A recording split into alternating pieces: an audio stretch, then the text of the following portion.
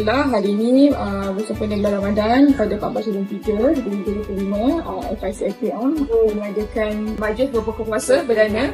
So diminta semualah kita menyerahkan untuk participate untuk hari ini.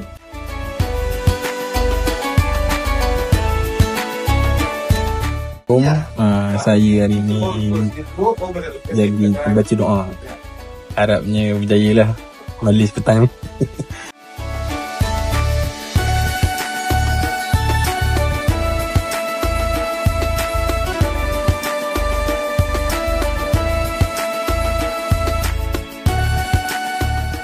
Okay, saya Fahmi lah. Tugas saya hari ni sebagai JK makanan.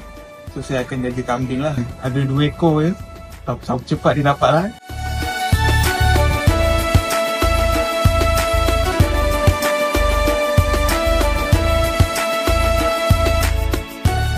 Hai semua, so kita tengah sediakan decoration untuk majlis berbuka Iftar Ramadan perdana. Pengacara pada malam ini di majlis kuliah Ramadan dan Iftar Perdana FICIPM tahun 2025.